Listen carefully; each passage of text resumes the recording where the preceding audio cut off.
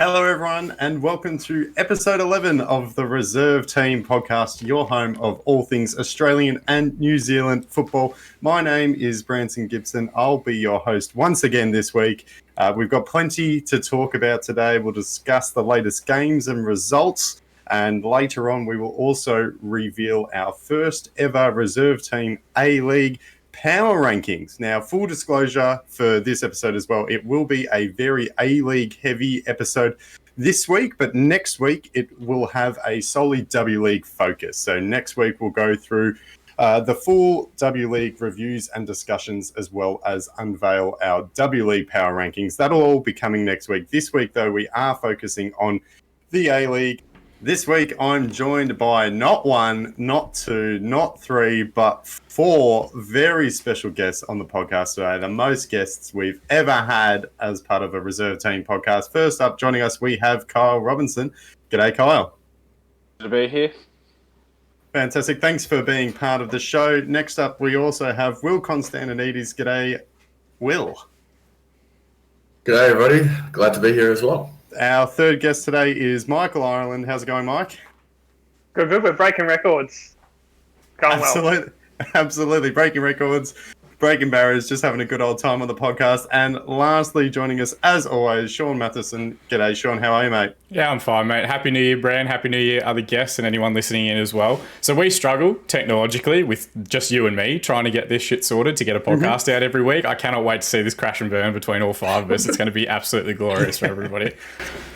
Well, in the warm up, we have had a few issues with video images and lag and stuff. So some or all of us may be replaced by still images at some stage during the podcast. So that'll be fine as long as the audio comes through. We'll work our way through. I mean, the A-League, they had their own technical difficulties in the opening couple of rounds. So I don't think it'd be too crazy if we have similar issues. But we will persevere in what is going to be a mega episode this week. We've got plenty to talk about. We've got plenty of games, plenty of results to have a look at. And that's what we're going to do. To kick things off, we're going to take a look back at all the latest results in the A-League. First up, we're going to go back to last Wednesday night with Macarthur taking part in their first ever game. They were facing off against the Western Sydney Wanderers. It was a 1-0 win for the A-League newcomers, their first ever goal. It wasn't pretty, coming off a massive deflection from a Benyat Extavaria free kick, but I'm sure the Bulls won't mind as they secured their first ever win. Sean, what did you think of Macarthur in their first ever game? Look, I think they eventually gave the goal to Mark Milligan and it came square off his arse. So if there's no better way for Macarthur to score their first ever goal than by hitting someone in the arse on the way through from a free kick, I think it bodes well for the rest of their history and fitting in with the meme league that is the A-League itself. But look, it was a good game. I thought Western Sydney, obviously still a work in progress. Let's be completely honest, and Will, by all means, you can savage me after this one, but I think a lot of Western Sydney fans will like pulling the trigger on Carl Robinson way too early. And the team, they're obviously involved in a process and a rebuild that will eventually get there. For Macarthur, I think that was the best thing. That was what they needed. They had to get 3 points and get that kind of monkey off their back a little bit about getting their first win in the league. Their performance was very good in patches. It was also very raw in patches, so you can see that they are behind a few of the sides in terms of cohesion and playing structure. But all in all, I think both sides have positives to take from it, and it was very much an early season fixture. I think if this game was played again in 6 or 7 weeks, it would be a far more high-intensity contest and a far more entertaining one from both teams. Michael, you had a look at the game as well. What were your takeaways from it? Yeah, look, I thought there was a lot to like from a Macarthur point of view. I definitely felt that it was their balance of youth and experience that really worked. I thought when he did come on, Benyat Echeverria was sensational. But Lachlan Rose is certainly one to really look forward to seeing. I did see him in that friendly they had against the Olyroos and hadn't seen him play before and noticed in that friendly he was quite good. So he was definitely, I think he's in my fantasy team. So I thought snuck him on the bench and I think it was the right move. He was terrific. Moody Najjar as well, a bit of a shout out. I thought that he played quite well.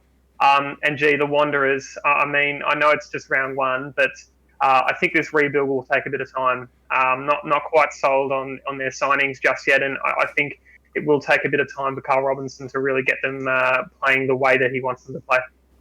I think the other thing to call out as well before we skip past it is Adam Federici walked into the league and immediately became the best goalkeeper at any club. Some of the saves he pulled off were very, very impressive, but it wouldn't be completely unfair to say that there's a few people hoping that maybe James Trucey doesn't succeed that well at Western Sydney. Not anyone on this podcast, of course, because we're fair and unbiased always. But yeah, it'll be very interesting to see how those couple of signings from within the league start to gel and really hit top stride. But echo the same thing as Michael. I think it was a good fixture, and Western Sydney is going to take more time than I think perhaps they were aware of at the start of the season. I'm glad you touched on Federici there, Sean. He was so impressive that I put him in my fantasy team, and then no future spoilers, but his second performance was not as good as his first, so I was like, yep, classic, always the way. Will, you've got a Western Sydney perspective on this one. What did you make of the game? Yeah, I think just to kind of touch on what Sean said about like people pulling the trigger on Carl, I think the reason why a lot of people reacted, not that I necessarily agree with this reaction, but the reason why people reacted that way is because a lot of what, like the build-up for this season and the first game of this season just kind of gave everyone massive flashbacks of last year where we'd been promised the world, we've been promised all these things about how we're going to play, what we're going to do. And then round one, we get a completely different story. And I think that's why people might have been upset. Like, I think if you're looking at it from a neutral, like unemotional point of view, it does make sense that this rebuild will take time. Most of our major signings came within like the last 2 weeks of preseason. So getting those to gel for the first game was always going to be difficult. That being said, there were still some decent individual performances. I think a lot of people liked what Russell did out on that right wing back kind of position. Bacchus looks better, in my opinion, than what he did last year. A lot less turnovers from midfield. And actually next to Dorrans in the midfield, he actually looked like the more comfortable of the two. I think I don't know what the stats are for this, but from the naked eye, it seemed like Dorrans was, and this is probably because he's just moved here as well, but he didn't seem as comfortable playing the team, didn't seem as good on the ball. But yeah, look, he's going to take time to adjust. I think like you guys said, it will take some time. And I think, and this is something that I've said before, is that no matter the outcome of the season, given that we are doing a long-term rebuild, I think Carl should probably still be our manager come start of next year. I love it that, 1 week, one defeat, and we're already talking about firing him potentially, is he the right man for the job? It's never too soon. It's never too soon. I love it. This is great. Do you want to know what the biggest problem was? They brought out that awesome marketing advert the couple of days before the season. So, of course, everyone in the league thought that we were going to come out and absolutely belt the shit out of the entire squad and go undefeated for the season. Fantastic work. Fantastic work for the marketing team, but it did absolutely nothing to kind of give patience to the rest of the squad. Yeah, well, at least they look good in their fancy kits. I think we all they're pretty darn good. So they might have lost, but they look good doing it. Kyle, what did you think of the game? Were there many positives that you could have seen from a Western Sydney perspective? To build on Will, I think the young players really stepped up. Like Tate Russell looked really good down that right-hand side with a bit of injection of pace. I thought, some of their best attacks come through him on the right. I thought Bacchus looked good as well. And I think, I'm going to butcher his name, but Mudakadis, is it? The centre-half? I think he's really good as well. So all in all, I think, they're definitely going to grow into the season once their young players grow, get a bit more experience once Troy Easy sort of settles, once Doran sort of settles. Beanie's going to offer them something a bit different up top, bit of legs, bit of pace, going to stretch the back lines. But, it's really tough to take away positives from, a loss. But I think the youth is something that they can look forward to in the future. Russell, Bacchus, Mudakadis, probably those three are probably the biggest positives to come out from that game, in my opinion. Well, it'll be interesting to see how the Wanderers can respond. We saw how MacArthur backed up that result as well in their second game of the season. Moving on, though, we had our first F3 derby of the season last week as well. The Central Coast Mariners topping the Newcastle Jets 1-0 thanks to an Alu Cole header in the 43rd minute. Sean, what did you make of this game? Because there was a lot riding on it for both teams. Obviously, both sides struggled last year. Both sides would want to start off the year on a positive note. So there was plenty riding on it. What did you notice watching this one? It was scrappy and it was a fight, and it could have gone either way. I think 1-0's probably harsh on Newcastle because I didn't think they played that badly, and I think the majority of the time they dealt with the attacking opportunities that Mariners brought their way. But what I think the difference was his tactical versatility. I think the Mariners have moved from like a 4-3-3 structure to like a more of a 4-4-2 this year. And really, I think that's just what overwhelmed them in the end, having that ability to switch between different tactical shapes at different times in the match. And Alan Stach last year inherited a squad that wasn't his own. And I think this is really the first off-season he's had to kind of bring through some of those youngsters, get them settled in his structures, in his shapes, in whatever else. And I think they're actually seeing the fruits of that. I think it's a massive credit to the coaching staff rather than any of the playing group, because full disclosure, like I follow the league pretty closely, but there were players on the team sheet for Central Coast that I didn't know about. They've still got imports to come in, so exciting start for them. We'll talk about them a little bit further in their second match as well. For Newcastle, like, you know, we spoke about in previous podcast weeks that this was probably the worst result that could have happened for them. They really need to get 3 points to try and get their fans back engaged and get people in the stands and there to support them. You know, they've got backroom staff that do a lot of great work, but obviously their ownership's causing some issues. Their coaching structure at the moment, still an unofficial interim coach in Craig Deans, is obviously a challenge as well. So yeah, it's a tough one. I still think both of these sides, as far as quality is concerned, aren't quite as high as some of the other matches that we've seen, but they gave it a lot of heart. It was a derby, as you would expect. They went out there and fought and tried to win, and in the end, I think the Mariners just had a little bit too much in terms of their organisation and tactical structure, and that was the difference between the two. Will, it was a 1-0 loss for Newcastle. Obviously not the way they wanted to start the season, though. But when you look at it, considering how disjointed and how chaotic their off-season was, do you think 1-0 for them, do you think that's almost a result that they'd not be happy with, but almost sort of take? Or is it just sort of, is it too harsh to say that, you know, or sorry, is it better to say that any loss is a negative, or is there some sort of positive from there that you can see, or? Yeah, I mean, it's kind of hard because there's still a lot of kind of balls in the air in terms of like we still don't know a lot of things about the way forward for Newcastle. And like, as a Newcastle fan, I don't necessarily, as someone who isn't a Newcastle fan, I don't necessarily know like the ins and outs of like the behind the scenes of the club. But I guess from like an outsider's point of view, I think it is going to take a bit of time, just knowing that, like, you know, the coaching situation was probably something that was last minute as well, given that they hadn't really made like an official, like, proper announcement. But yeah, like I think maybe there's going to be positives down the line. I think that'll be more of a long-term thing. We'll see at the end of the season, probably. Yeah, well, it's going to be a long process for the Jets this season, and we'll watch closely to see how it all plays out. Moving along, though, we had a double header on Saturday. The first game saw Sydney FC taking on the Wellington Phoenix, with the reigning champions coming out on top 2-1. Callum Neuenhoff and Luke Braddon, scored a pair of absolute bangers for Sydney, while Mirza Marudovic found the back of the net for the Phoenix. Michael, you had a look at this one. What did you take away from this game? Yeah, well, according to the Fox cameras, it was 2-0 to Sydney. I mean, I was in hysterics because, I mean, where the Canberra W League match had that weird Fox Sports orb over the top of it, that was just annoying. Yeah. I felt that the poor New Zealand fans having to watch virtually across the Tasman what is technically a home game for them, but with that level of service from the broadcaster is definitely peak A-League.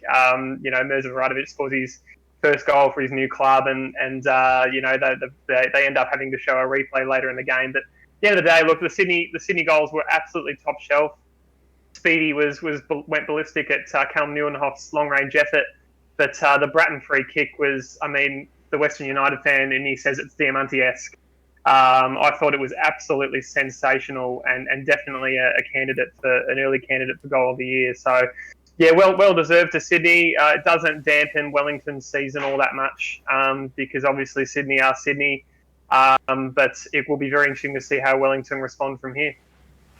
Kyle, you had a look at this game as well. You know, there were a few questions about Sydney sort of coming into this one. How are they going to score their goals? Are they going to be able to be as good as they were last year? We saw a mixed bag of results in the ACL. Have they kind of put some of those questions to bed with what was, you know, to be honest, quite a strong performance against Wellington?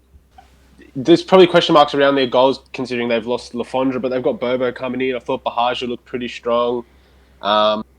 I think his final product still needs a bit of development. But when you've got Ninkovic, when you've got Baum-Yoen, when you've got, you know, Michael Zurlo coming off the bench who can bring a bit of width, Ryan Grant still bombing down that right, I think they're just going to overload that front of the pitch and they're just going to make that many chances that one's bound to go in, two's bound to go in, and then we've seen like Luke Bratton can score from anywhere. With Ninkovic, he can create from pretty much nothing. Like he was unreal. I think during that game, I thought he found the space in between the midfield and the defence of Wellington really well. I thought he exposed sort of, Devlin. They're both not really holding midfields in the sense of like a Nugarkovic or a Luke Bratton, someone who will sit and fill that space. I thought Ninkovic exploited that space really well. So I think this season they'll score goals just purely because they have the quality and they have the over in the front of the pitch to create enough chances for their players to score. I don't think goals will be a problem for them, to be honest. Sean, what did you think of the game from a Wellington point of view? Obviously, a tough ask to play away from home in Wollongong and then to come up against such a good team in Sydney in round one. They had a goal ruled out late on that might have been an equaliser. Were there other positives that you can take from Wellington despite the end result? Look, I think the biggest credit we can give Wellington is that they're still continuing to put 110% effort in this season, and they're going to be away for their families for 6 months, 12 months, whatever else, and we don't really talk about enough across fan media in particular, the human toll that gets taken on players. So I think we just expect them to go out like it's Football Manager or FIFA or whatever and just play to the best of their abilities each and every week. But I can only give them credit and praise them for the way that they're going about their season. And I've got to give credit to like Wollongong Wolves for sharing the venue with them, Wollongong for taking them in as well, the university and all that sort of structure as well. I think they're doing the right things to try and bring A-League football to the region and then hopefully showing that they can get their own team. But that's a whole other podcast topic for another week. I will say this game, I feel, and I'm happy to be corrected by anybody else, is perhaps the most boring of the games that we've seen thus far in terms of the quality. And some of that might be because of the structure and stability in the defensive lines for those two sides, stifling out attacks. But I felt of the matches, this was the one that I thought both sides created the least opportunities. Muratovic was scuff shot. I thought Sydney FC got bailed out by two very, very good strikes, but two very good strikes from deep in midfield. I wouldn't expect Luke Bratton to get more than 2 or 3 goals this season. I wouldn't expect Neuvenhoff to continue shooting like that for the rest of his career. If he does, get him over to the Premier League because he's too good for this division. But yeah, look, I think if this was a game where Sydney FC created a whole lot and their strikers just butchered the chances, I'd say, okay, Bobo's coming in is going to change a lot for them. But I don't actually think their forwards played that badly. I don't think there was that much that was offered to them. So yeah, I think it's very much a round one fixture, and it looked like that because of the way the A-League is structured at the moment. I think Sydney and Wellington both have a break now, as we'll talk about with some of our other fixtures as well. So yeah, I think there's building blocks there for both sides to go on and do better and do more, but I wasn't super impressed with either of them. Having said that, I do think both sides will do well this season and be in the top half of the league. Excellent. The second game on Saturday saw the Brisbane Roar dismantle the Melbourne Victory 3-1 at Amy Park. Scott McDonald, Michaela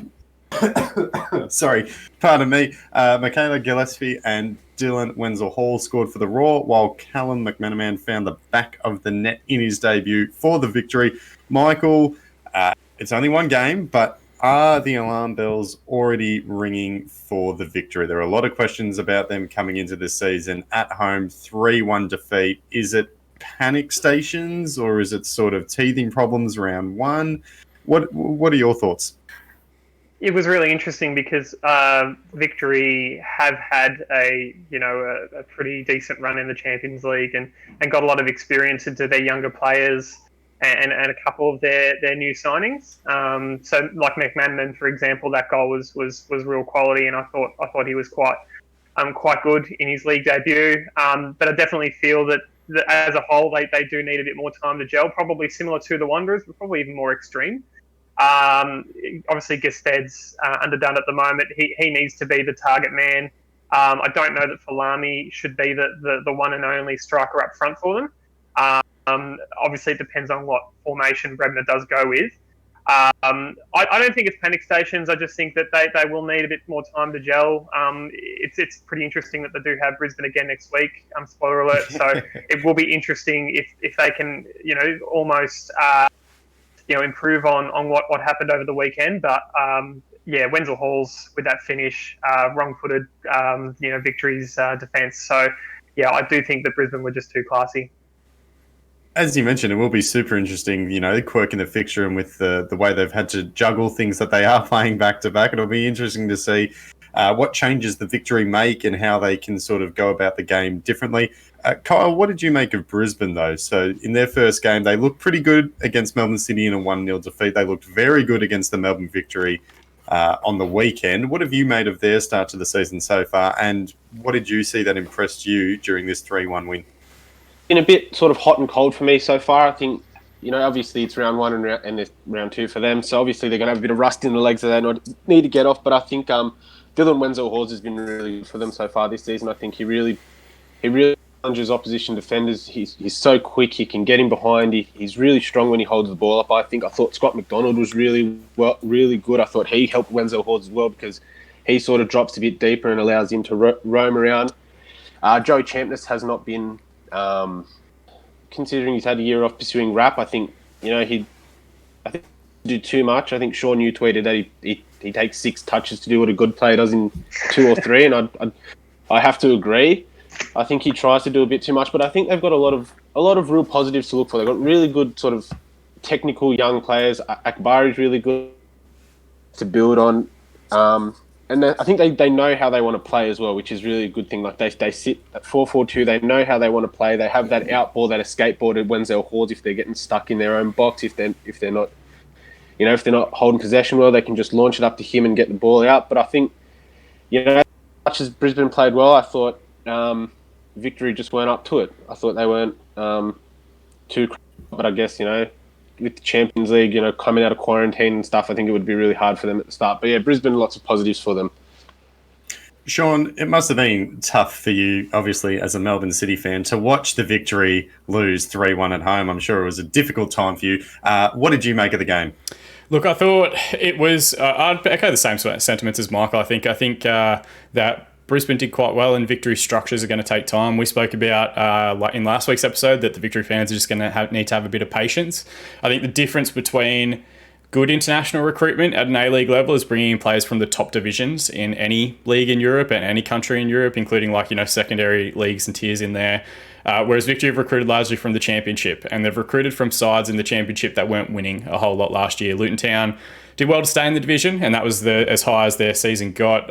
Gestato had not played that much for Middlesbrough, I believe, before his contract got mulled. Ryan Shotton is not going to be the whole answer. Sorry, Victory fans, if you're listening in to their defensive issues. But the difference, again, I think, was the tactical nous of the coach on the sideline. Warren Moon from our MPL correspondents had an issue with Lions where they played really good football but didn't find the finish. And I think what he did really well was made an adjustment at halftime, taking off Joe Champness and bringing on Jesse Daly in midfield. And that allowed them to get that advantage in midfield and win that battle. And really, it gave them the platform to go ahead. Dylan Wenzel-Hawes, as Kyle mentioned, was absolutely running amok throughout the course of the game. He started the season in fantastic form. And to be honest, the Victory defence looked scared of him every time he got the ball. To pick up a ball at halfway in behind and be able to juggle it a little bit and get into the box and effectively finish from 8 yards out shouldn't happen at any point when you've got 2 central defenders back there and a goalkeeper. But he was able to do it, and it wasn't the only time that he skipped past 2 or 3 challenges on the way. So I think it's similar to what we said with Western Sydney and it being a long run with Carl Robinson. It's going to be a process. It's going to be the same for Grant Brebner and the Victory this season. They're playing a very different style. And I think when Gestato came on, they got very direct and very long ball. And I think that played perfectly into the way that Tom Aldred plays the game. I think it played perfectly into the way that they wanted to release Wenzel-Hawes in behind early in transition. So, yeah, credit to Warren Moon. He made the tactical adjustment and he got the 3 points. And that's what you want from a good management structure. On Sunday, we saw the Central Coast Mariners take on Macarthur in what was the Bulls' first ever home game, although it was the team from Gosford who made it 2 wins from 2 with a 2-0 win, thanks to goals from Daniel De Silva and Jordan Smiley.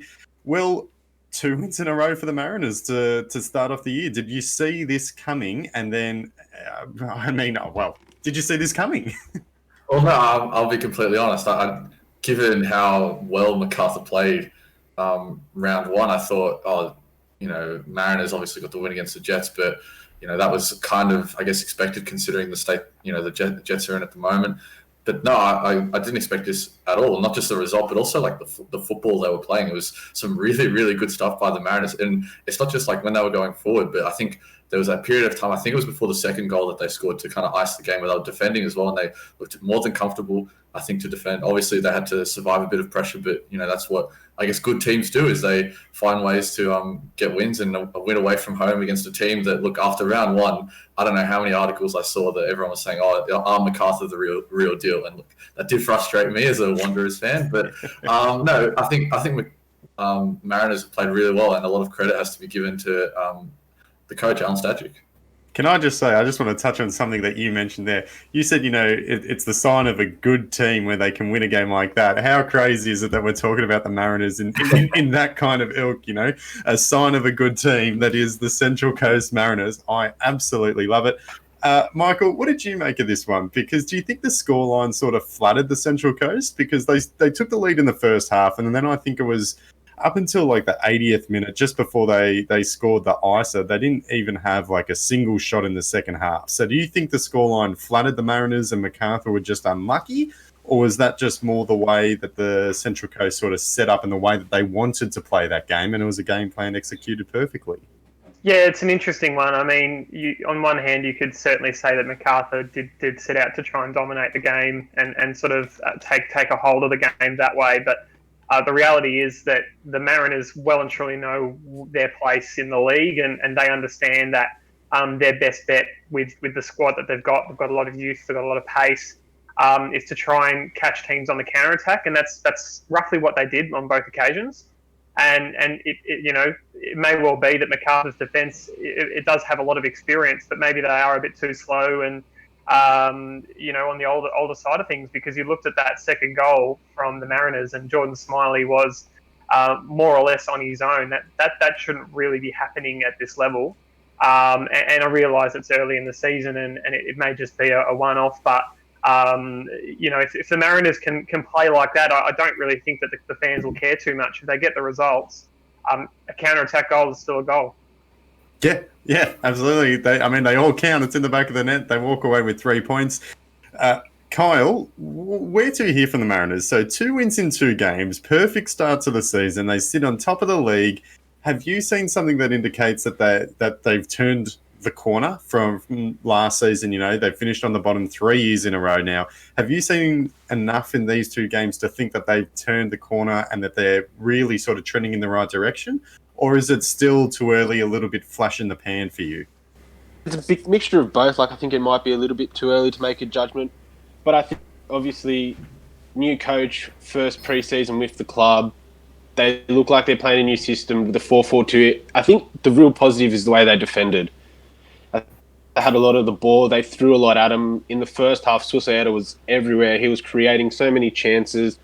And in the second half, Ben Yat was doing the same. He was moving the ball, progressing the ball. But I thought the way they defended, especially at the back end, and I thought Bozanic in midfield, they just defended so resiliently. And I think that's positive for them to take out of the game, is that they're showing a bit of grit. They're showing a bit of determination in defence against a team that is, on paper, probably for pound a better team than them. They just didn't give up. They defended really well. So I think not the Mariners of old. They're not the Mariners of Graham Arnold early 2010s.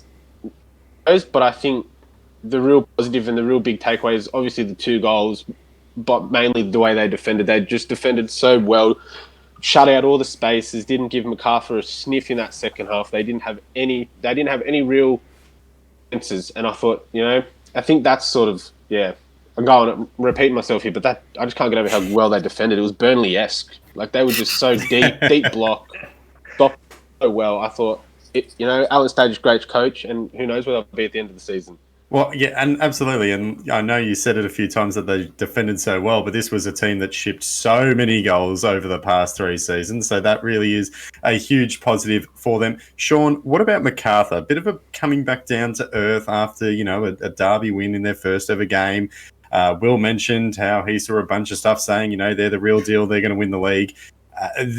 When they look at this result, a 2-0 loss at home to the Mariners, not ideal at all. What are your thoughts from a MacArthur perspective on this performance and where they have to go to here after one strong performance and one disappointing performance? Well, look, forget everything you know from last season, because the reality is the teams that didn't make finals and didn't go into that lockdown have had a longer off season and a longer period. And I think the big thing that we're learning at the moment is the difference between different state lockdown restrictions is definitely having an impact on the conditioning of a lot of different playing groups. So the reality is the Mariners probably had as good a preseason program as anyone because they've been training in that area for quite a while. MacArthur obviously trying to glue together a squad that hasn't played together in previous seasons is going to be a challenge. There was, and we could talk for hours and hours about the quality of the broadcasting so far in the A-League season and the W-League season as well. But I think before the ball had even been kicked against Western Sydney, there were people in the commentary booth talking about MacArthur potentially doing what Western Sydney did in their first season and winning the league. And I was just like, why are we like, this isn't what we need to be doing at this point in their career and this point in their life. What I will say is that they definitely lost something between the two games. I think Michael mentioned earlier when talking about their first fixture, the Moody Najjar and Lachlan Rose both played very well, gave them good width, definitely stretched the defence for Western Sydney. And Susueta started, and Brand, you and I have spoken before about not being quite sure what Susueta actually is in terms of his playing capacity and where he should be positioned within an A-League side. And I think they definitely lost some of that. I think it was easier for the low block that Kyle mentioned to kind of manage him than it would have been had there been a little bit more energy and a little bit of extra pace.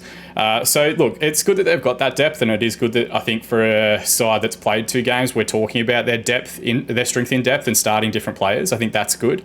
But then at the same time, I think they also do need to have a plan B. They didn't change their shape or structure. They just kept rolling the dice the same way against the Mariners and not getting any results with it. So they did have chances, to be fair. I think they could have scored once or twice throughout the course of that match. But you would like to see, if things aren't going their way and they're chasing a goal with 20 minutes remaining, go to like 2 up top. Go to like a 4-2-4 or something like that. Like do something a little bit different to ask a different question of a defence rather than just, 2 wingers out wide and Derbyshire trying to hold the ball up on his own up top. I think that'll be a lesson that Ante Milicic learnt, and hopefully we'll get better from as the season progresses. Just quickly before we move on to the last game that we're going to talk about, I just want to go around and get everyone's opinions on the Cowbells. They were in full voice on the weekend against the Mariners' first home game. Michael, what were your thoughts? Cowbells, quickly, yes or no? Oh, big yes. Annoying. So annoying. But marketing genius. I mean, what do you want? Another club that has Sweet Caroline as the teams walk out? Or, no, you want to have a bit of an identity, and it's not just another sports team. So I really think it's a great move. They want to sort of be appealing to families, and there's nothing little kids love more than some annoying little novelty toy. So, all power to them. Absolute genius. It'll annoy fans of other clubs, and I think that's exactly what they wanted to set out to achieve. Sean, what about you? Are you Bell in or Bell out? Before we get into that, I think it's massively hypocritical of a Western United fan to be criticising other people's musical choices, given that United just stole... I think they're all bad too. No, I agree. You just stole Daryl Braithwaite from the Victory, and now you're casting stones at other clubs. That song That's was absolutely never good ridiculous. to begin with. No, Horses is And Victory didn't own it. Horses is a great song. How dare you? We're kicking him off next week's podcast. Yeah. Horses is an absolute banger, and so is the other one we brought it. Anyway, I will die on this hill. As the host of the podcast, I didn't realise that this question was going to take on such a tangent, so I'm going to back to point here. Sean, Bell in or Bell out? Horses is going in the Hall of Fame this week, Brand. You cannot control me. All right, we'll save that for 5 minutes. You can 5 minutes, then you can talk about it. Bell in or Bell out? Bell in. I'm 100% Bell in. It's something different, and when clubs struggle to maintain their own identity, if MacArthur's is going to be a cowbell, go for it. Go nuts. Will, what about you? You've got sort of the unique perspective of being on the opposing end of the Cowbells in the first game. What did you think of them as an opposing fan? Yeah, I mean, as an opposing fan, it's very annoying because, obviously with the restrictions on active, you can't really cheer or anything. So we're all sitting there in the RBBN just being silent, being well behaved, and then because they have the Cowbells, they can actually cheer on their team. We're just sitting there absolutely frustrated. But look, as an unbiased, objective, logical observer, I think, it's obviously good for them. I think they're really trying to tap in, to that identity, and that's a good thing to see. But look, as a Wanderers supporter, I absolutely hate it, and I think it needs to be removed as soon as possible. Yeah, well, who knew that when MacArthur announced the Cowbells that they were going to evolve into the most COVID-safe, COVID-friendly active area tool in the world? Kyle, lastly, what are your thoughts? I'm a reluctant yes. They're annoying, but and they get people talking about MacArthur, so I'm a reluctant yes. Yeah, I mean, big points to them on uniqueness. We are going to move on to not horses, the last game of the round to talk about. Adelaide United, they secured their first win of the season with an impressive 2-0 win over Melbourne City. Scott Jamieson got sent off for City, and then everything sort of unfolded from there. Tommy Urich and Stefan Mork scored for the Reds, and they secured the 3 points. Sean, you're a City fan. What did you make of this one? Adelaide are good. So they're everything we spoke about being important for Adelaide's season, turning Coopers into a bit of a stadium, being difficult to beat there, I think came true. I don't think City created a whole lot. I think City's, like, we could go too far into this because I read the comments on Facebook and Twitter afterwards about stripping Jamieson of the captaincy and whatever else. It was a stupid challenge, and they were two stupid yellow cards that you shouldn't get. But I would say that of any professional athlete and professional sportsman, let alone a captain. So, look, City, we said at the start of the season, Brian, that Patrick Kisnorbo is going to have lessons that he has to learn, coaching at the highest level that he potentially has up to date. And we've said the same thing for a few of the other coaches. Ante Milicic, Warren Moon has obviously learnt lessons from round one. So I don't think City have flattered to deceive in either of the matches thus far, but they had enough individual quality to get a result against Brisbane. I think the difference here is that Adelaide is a much better defensive unit, particularly at home, and that's why they weren't able to find that finish to get themselves through. But yeah, credit to Adelaide. They played very well. I think Louis Dorigo is up there with probably Dylan Wenzel-Halls as being the two form players in the competition as far as the opening fixtures is concerned. But yeah, look, I think Adelaide are going to have a very, very good season, so no shame in losing there. And you know as well as I do, Bram, we lose in Adelaide every freaking season, so what's different this year? Yeah, I'm just glad. I was initially going to go across for that game. I was going to drive over. Sean, you would have hated the drive. Decided not to with the COVID stuff. So I was sitting at home watching that game and going, yep, good decision, Bran. Excellent decision. Michael, what did you think of that game? How good are Adelaide United?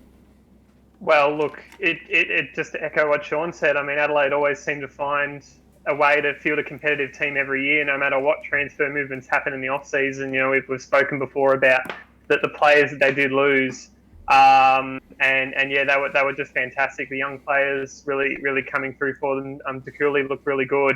Delianov is a great story. You know, I think that was definitely a question mark a lot of people had on the Reds before the season. You know, would obviously losing Izzo was a big one for them. And I think he's played 3 games in his A-League career and 3 clean sheets. So that's not a bad record. I don't think there'd be many A-League goalkeepers with that. So no, full credit to Adelaide.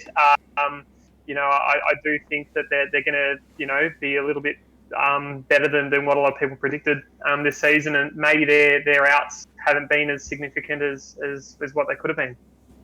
Will, there was a lot of talk about Melbourne City, you know, being up there with Sydney FC at the start of the season as, you know, top contenders. It was sort of, you know, a battle between those two. City haven't exactly looked amazing in their first 2 games. What are your thoughts on the way they're shaping up so far? I mean, yeah, I think we spoke about a lot of teams as teams that have struggled early, you know, like the Wanderers, who are expected to do better. But I think City, I think maybe need to be a bit more harsh because they're expected to be at the top 2.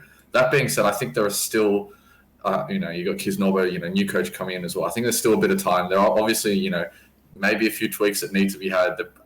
I mean, the first couple of fixtures haven't been exactly necessarily easy ones. You know, you go away to Brisbane, you get a nice 1-0 win in what I would assume is a tough atmosphere up there at I think it's at Dolphin Stadium. It was really packed in. It looked really good on camera. And then you go away to Adelaide where, you know, they historically struggle. So I think definitely some warning signs, some things maybe to be concerned about, and things that need to be addressed. But I think there's definitely a lot of quality in the side, and, you know, people rate them as a good team for a reason. And I think, I think it won't be too long before we see them, you know, putting up good results again. And just very quickly, I'm going to weigh in here as a City fan. I didn't think it was too bad. I thought, you know, you can sort of isolate this result. You know, Jamie McLaren had 2 one-on-one chances that were very well saved, but, you know, on another day, he probably scores one of those. Scott Jamieson, of course, got sent off. That was terrible. The second challenge I thought was just stupid, unnecessary. You know, and then Adelaide United score from the ensuing set piece, and then at a second later on. So from a City perspective, I sort of look at them and go, well, you know, bit of a tough one, but it's sort of classic City. I thought we were past this point, you know, based on last year, where we just weren't going to have these kind of mistakes and we'd be able to get results similar to the Brisbane game, where we don't particularly play well, but we still come away with the win. So it's sort of one step forwards, one step back for City from my point of view. But that does wrap up all the games that we're going to talk about this week. What we're going to do now is take a very quick break, and then we'll jump into the Hall of Fame. Jumping into the Hall of Fame, we are going to take a look at who is joining the illustrious crew in the Hall of Fame. Last week we had 3 nominations. We had the assistant referee and his sweet mustache, A-League Hub, and also the Australian Football Spew Kits. Taking a look at the results, in third place with 11% of the vote was the assistant referee's sweet stash. Whilst it was sweet, it was not good enough to get him into the Hall of Fame. Coming in second was the Australian Football Spew Kits with 39% of the vote. I am spewing that they didn't get inducted in. I thought for sure that they deserved a spot in the Hall, but getting inducted this week, joining the reserve team Hall of Fame with 50% of the vote, is A-League Hub. So they join the great crew. Thank you very much, Sean, for the snazzy graphic. We can see that they are now part of the rather full Hall of Fame that we have here at the reserve team. What we're going to do now, though, is jump into our power ranking. Sean, I know I said before that you had to wait 5 minutes before you can talk about horses. It's actually going to have to be a little bit longer than that, so I hope you can hold off. But what we're going to do now is take a look at the power rankings. So with a few games in the books, and now that we've had a chance to see just about every team in action this season, we're going to discuss and reveal our first ever edition of the reserve team power rankings. So pretty much the way that the rankings work is it will represent who we think is the best team in the league right now from top to bottom. So overall, it will weigh up each team's performances and their form, and it will also be based on their expectations. So for example, Newcastle's 1-0 loss to the Mariners was less damaging to them than, say, Western Sydney's 1-0 loss to Macarthur. So the power rankings will be separate to the ladder. You know, the Mariners sit on top of the ladder, but no future spoilers. They may or may not be on top of our power rankings. So what we're going to do is start from the bottom and work our way up and try to figure out where we think each team stands in terms of form and who is the best team in the league so far. So I'll get the ball rolling on the number 12 spot. I think the team who should be at the bottom of the power rankings at the moment to start off the season is the Newcastle Jets. I think they had such a tumultuous off-season. You know, there's all sorts of stuff about their coach, their playing group, their owner, Bernie Abini leaving, everything. It's just been a mess. They had a chance to make a statement against the Mariners. It was probably the perfect game for them.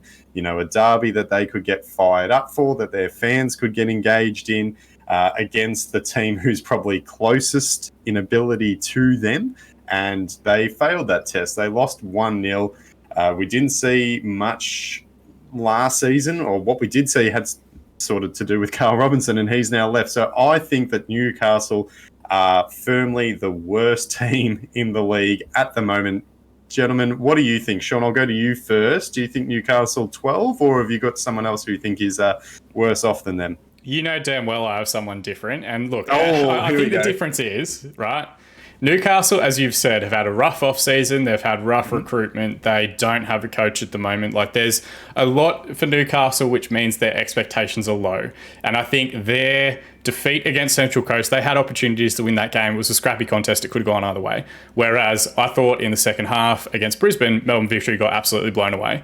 And I think Melbourne Victory, their expectations were high. If we're starting this position on this list, right, a ladder position last year, where Melbourne Victory finished 10th in the division and then recruited from the championship, which I don't think was a good move, but there is some proven quality in that group, and Callum McManaman did score a great goal on his debut. I think Melbourne Victory's defeat and the manner of that defeat at home to a Brisbane side that I think they would have thought they were going to beat, and the way that they just rolled over and conceded 2 goals in the second half, I think that would put them in 12th spot for me. And I know that you're choking on my opinions at the moment, that's why you're coughing in the background, but for me, I think Melbourne Victory perhaps started the season before a ball was kicked in a higher power ranking position than Newcastle did, obviously because of the things that you've said. But I think based on that one opening week result and the manner of the football in which they played, I think they've fallen further than the Newcastle Jets have in their performances. But happy to open it up to the group. I could go either way on it. I think we are splitting hairs between these two sides, really. But I think Victory have fallen further based on that one game than Newcastle have. Yeah, very interesting. Just 2 quick points on that. Of course, it would have been too easy if we'd agreed on the very first one. That would have just been too simple. And as a City fan, I'll be honest, I have no problem with putting the Victory at the very, very bottom of this list. But we will go to the rest of the group. Michael, what are your thoughts? Newcastle or Victory down the bottom? Look, I still think Newcastle. I think it is fairly close, and I think it's not so much off field. They're facing some major difficulties. I think on field isn't as concerning. Again, we did highlight that they weren't necessarily going to lose 5 or 6-0 against the Mariners, so it isn't a total shambles in that respect. I do think the Victory's ACL performance does count for something. I know it was a bit of a glorified pre-season, but they did play quite well in most of those games, and to make it out of the group, I still think that's a bit of an effort. And we haven't really even spoken about a team that hasn't even played a game yet in the league, and their ACL performance wasn't better. So I think probably Victory can be where they are in the bit above Newcastle, I would think in 12. Yeah, and Victory in the ACL, just quickly, is interesting because, they made it out of the group, but they lost twice, drew against Chiang Rai United, and then they beat FC Seoul. So across 4 games, they only won 1, but, it's still fairly impressive. But anyway, Will, what are your thoughts? Who's number 12 for you, Newcastle or the Victory? I'll still put Newcastle. I do agree with Sean that the Victory's loss did hurt them pretty badly, and I think a lot of people had kind of put them pre-season in like that kind of top 6 conversation, and some even higher. And I think for them to fall this far is still pretty far anyway. But, when you look at these kinds of things, you still have to consider the quality of the squad. There's still probably some gelling issues there. For that reason, I would probably put Newcastle down the bottom and maybe Victory slightly above them. Kyle, what are your thoughts? Okay, guys, so full disclosure here, we have encountered some technical difficulties. We saw the A-League encounter their own technical difficulties as well when they cut out for the Wellington Phoenix goal. We have lost Kyle, and I promise it wasn't me just removing him from the Discord channel because I was super jealous of his Croatia kit, even though I am. He's dropped out, so hopefully Kyle can connect back on. We'll see if he can get back involved. But before he did depart, he did give us via a thumbs up and a thumbs down his thoughts on the power rankings. He voted for the Victory actually as the bottom. Unfortunately for him and for you, Sean, 3 of us believe that the Newcastle Jets should be on the bottom, so they will sit on our number 12 slot. What that does do, though, is sort of make the number 11 slot pretty easy. I think we could all agree here that the Victory probably sit 11. What do you think, Michael? Yeah. Well, like I said before, I think the ACL performance does count for something. As you mentioned, it wasn't amazing, but it definitely wasn't quite as bad as maybe it could have been. Obviously, their new signings are still trying to gel within the squad and get more legs into players like you said, and I think they will push up the power rankings and the league table. More so, but yeah, the performance against Brisbane was pretty dismal. So especially in that second half. So hopefully for their sake, improved performance next week. What do you think, Will? Victory number 11, or is there someone you'd have below them? I think you could, I guess, maybe make the case that Perth could occupy that 11th spot since they haven't played a game yet. But comparing like how the teams are doing, I feel like that loss just, as everyone has kind of touched on already, was very, very damaging for the Victory. And look, I don't expect them to stay at 11th for very long. I do expect them to get better as the season goes on. But I think for right now, unfortunately, that's where they sit. And Sean, you had the Victory at number 12. So are you satisfied with them at number 11 in our rankings? Yeah, I think clean sweep, 4 votes, just they go into 11th spot. And that's a good spot to sit them at the moment. Lovely. Now, Will, you mentioned Perth Glory there as well, and I think that sort of segues nicely into our 10 slot here. We haven't seen them play a game yet in the A-League. We saw them in the Champions League, and they were not super impressive. I don't think they won a game. I'm happy to be corrected in the comments below. Let me know if I've got that one wrong. If they did win, clearly it wasn't very memorable. But anyway, what do we think on Perth Glory sitting in number 10? We haven't seen a whole lot of them, so it's hard to have them much higher than that. What do you think, Will? Yeah, I think that's a pretty decent spot to put them. I think Perth, look, their squad is probably around that kind of tier where you've got those teams kind of challenging for maybe those last couple positions in the six. Given that we haven't seen them, and we've seen some other teams, pick up from where we might have thought, they might have been lower. Now they've actually done better. But I think 10th is it's kind of tough. We haven't seen them. It's a bit unfair, but unfortunately, I think that's all we have to go off at the moment. I think that's a fair spot. Well, we could see them climb the rankings once they get a game under their belt eventually. But Michael, what do you think? 10th is a good spot for Perth, considering they haven't played a game? Yeah, well, much like the Victory, it could well be that they do climb up the rankings. I do have some concerns defensively for them, and really that's going to be where they are tested.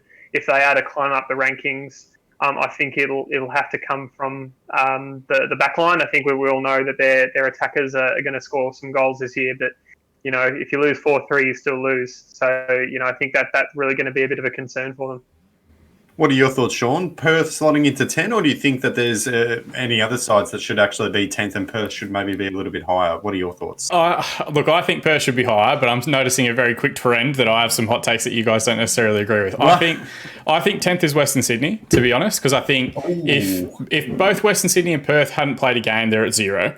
Western Sydney's defeat and the manner of their defeat sees them drop lower than Perth. I don't think we punish Perth because they haven't played yet, because a lot of it's out of their control with state restriction, whatever else. And look, to be honest, I don't really rate the ACL as a competition, because I think Richard Garcia was very clear that for him it was a pre-season training camp more than anything else. And that's why certain players didn't go. And that's why they played a couple of different structures and styles and whatever else. So I didn't necessarily think...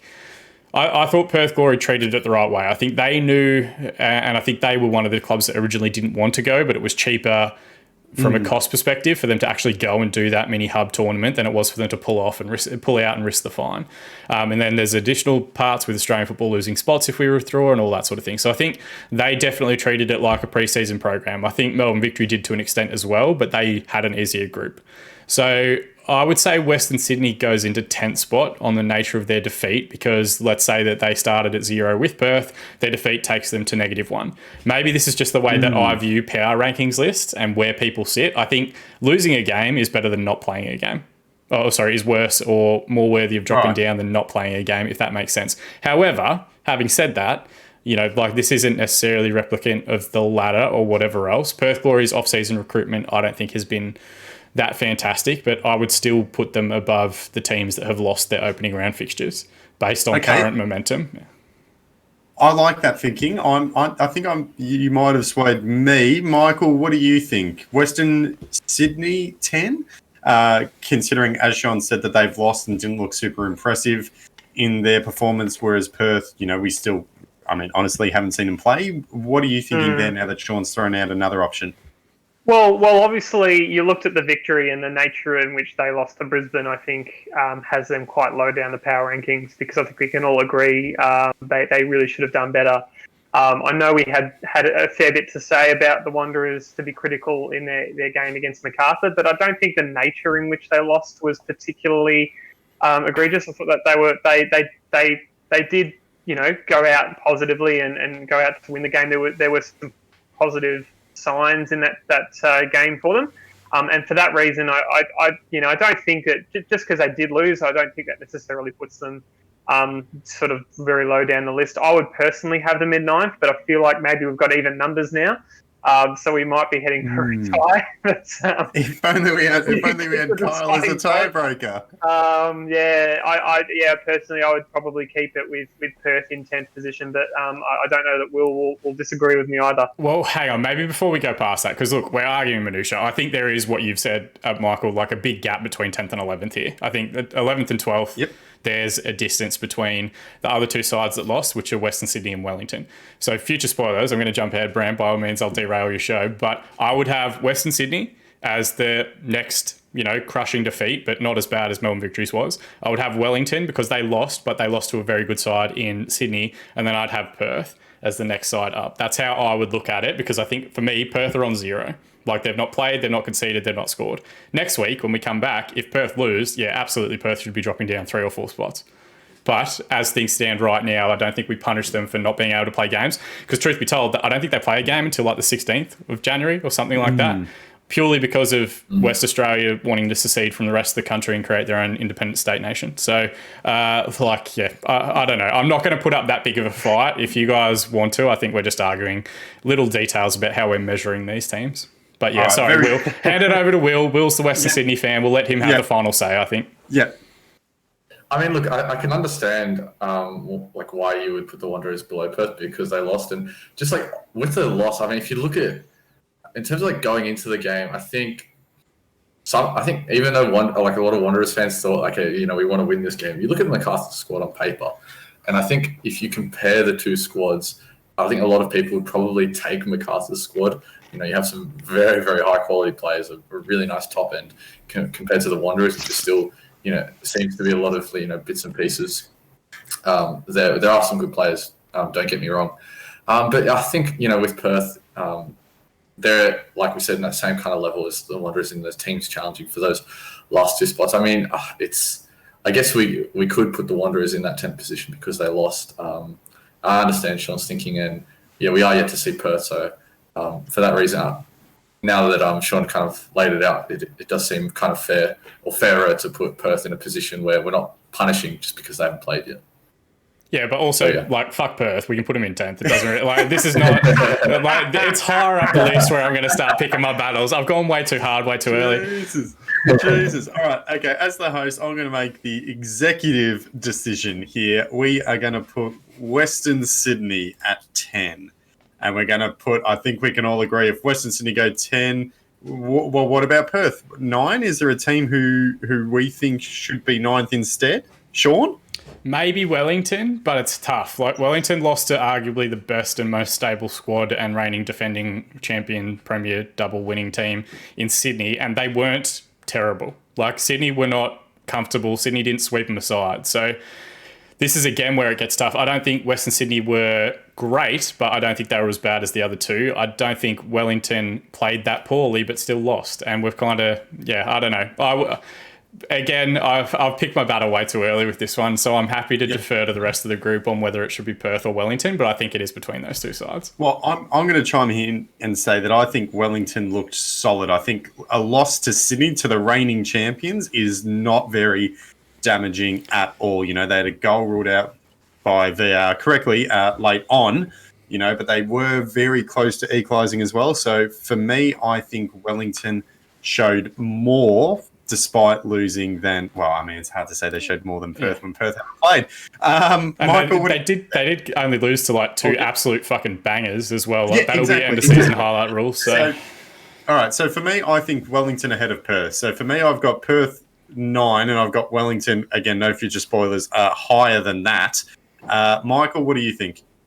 Yeah, look, I think from the 11 teams that have played so far, we've seen, Wanderers, Victory, and Newcastle probably be the teams that have the most problems to deal with, and probably the remaining 8 were varying levels of good. And I think for that reason alone, that's why I would have Perth in 9th, just because we really don't know exactly where they stand. We'll find out in less than 2 weeks, all going well. But yeah, I agree in regards to Wellington. I think they were probably the unluckiest of all the teams that have played so far to lose that particular game. And, I definitely think I wouldn't call the goals lucky because they were sensational from Sydney, but the nature of the game, it wasn't consistently a traditional Sydney FC win that we've seen in recent years. All right, well, what are your thoughts?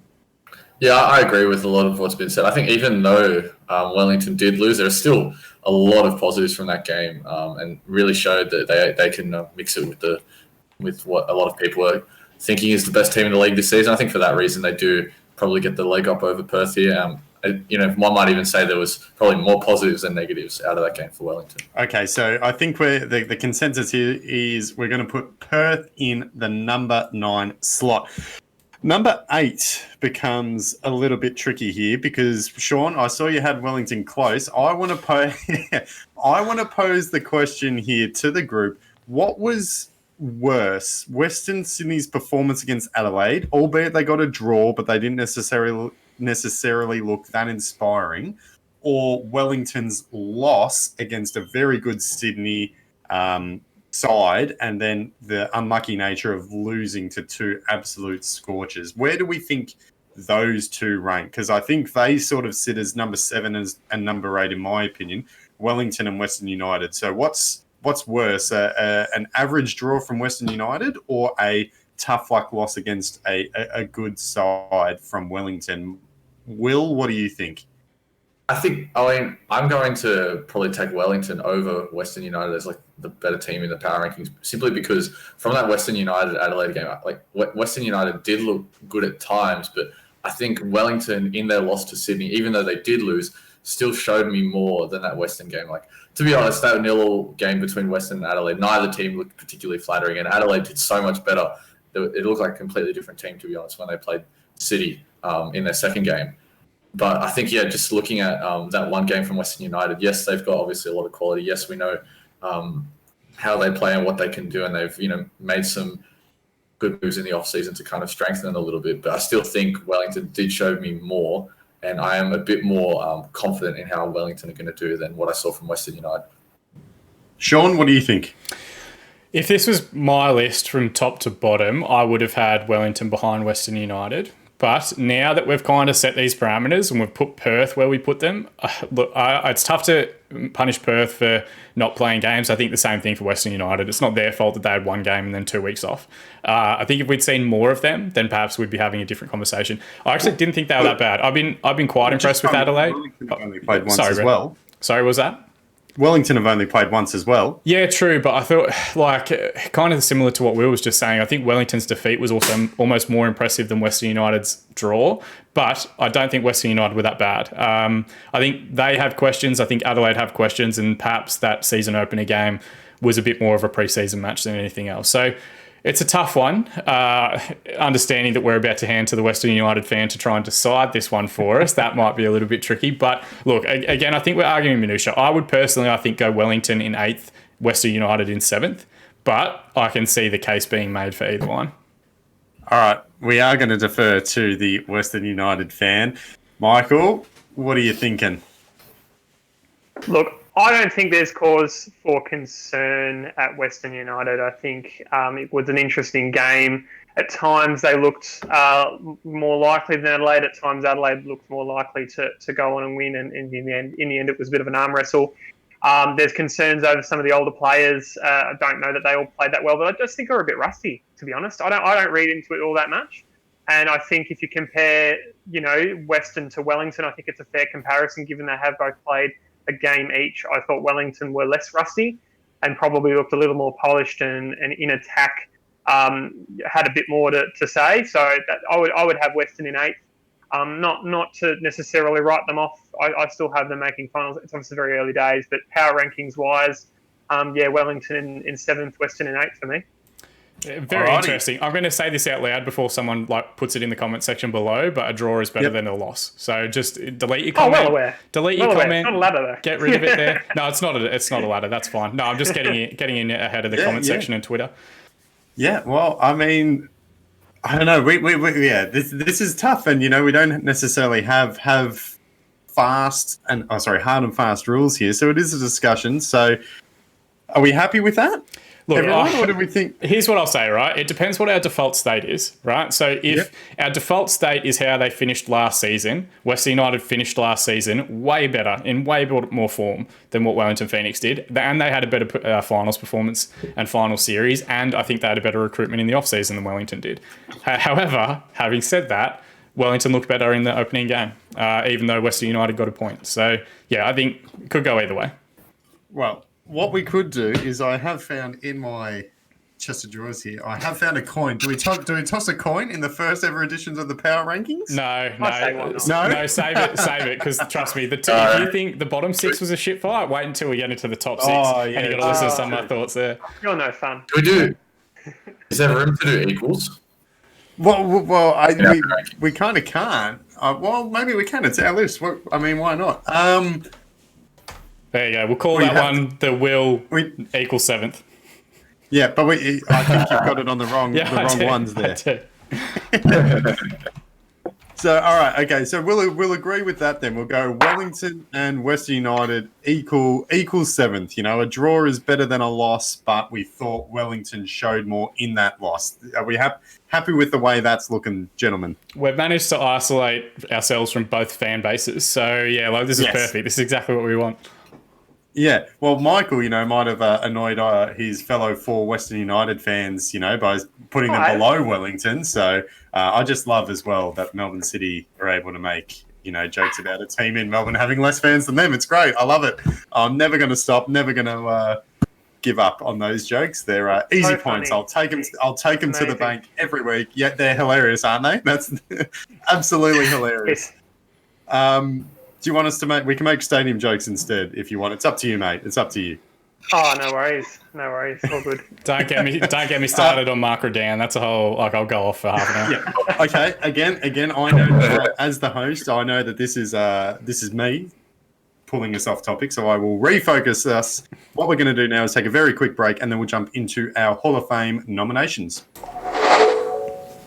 Okay, what we're going to do now is jump into our Hall of Fame nominations for this week. We have lost Kyle, so initially we were going to have 4 nominations. What we're going to do, though, is save his nomination for when he can appear on the next podcast, so he can nominate themselves and make the case fully. So that means we will just have 3 this week from our 3 guests. Michael, I'll go to you first. Who is your nomination for the Reserve Team Hall of Fame? Yeah, well, probably the reason why I'm nominating what I'm about to nominate is just I think it's a little bit forgotten, and it didn't happen all that long ago. So I think we can all agree that the FFA Cup, or whatever the hell it's going to be called moving forward, has been a real success, all the way from the bottom levels of State League through to the big David v Goliath clashes at suburban grounds across the country. So my nomination goes back to 2015, the semi-final between Heidelberg United and Melbourne City. I think it was a really important night for football, particularly in Victoria.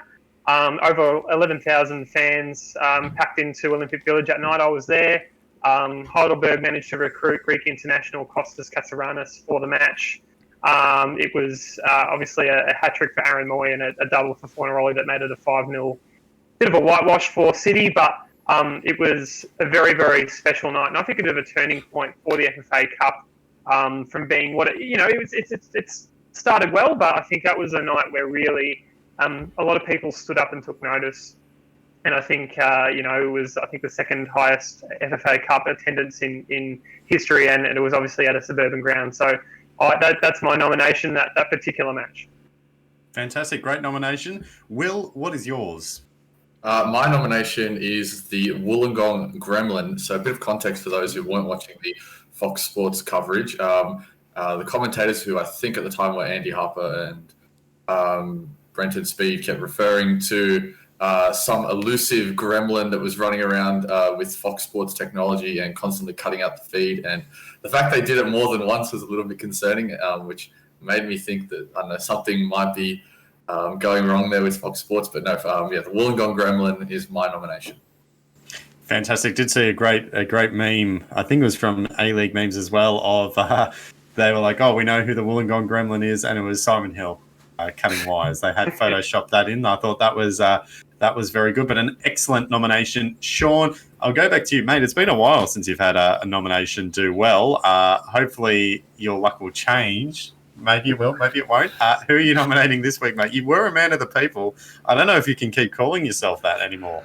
I'm still the all-time most inducted nominator of any of these podcast episodes. We're only 11 weeks in. And you know what? At least I've got the courage to continue nominating Mr. I'm going to host now and not make nominations each week. So, yes. Wow. Yeah, I mean, look, fascinating stuff. I think Will's one was a good shout. I had a nomination that I was going to do, which was along a similar vein, because, I think the Fox Sports commentary team refusing to accept responsibility for their own broadcast shortcomings and blaming gremlins and whatever else, and that same commentary team going off on tangents about random shit when good football's being played is a whole other thing. But I have to nominate Daryl Braithwaite's horses after the shit talking from earlier on in this podcast.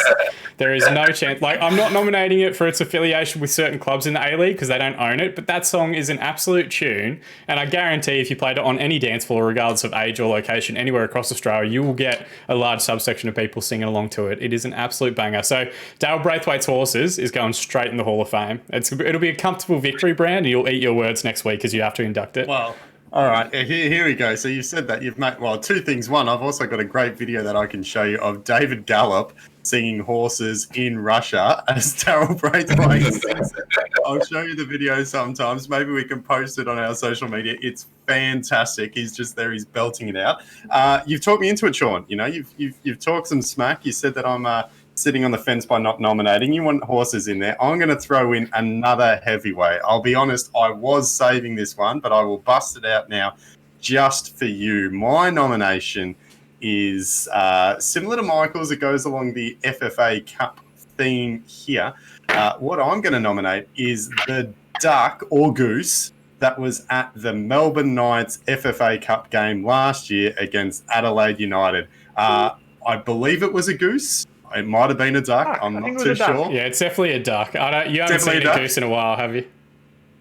Well, I mean, I've looked at you on the podcast for what is it, 11 episodes now. But that was the joke. Count, does it? That was the joke I was trying to set up to get you with, and you've just tried to steal it back from me. But that's fine. This is all good. No, that's it. Yours bounced off the crossbar, mate. I slammed my joke into the back of the net. You know, it's all about the execution here. I didn't muck about. Yes.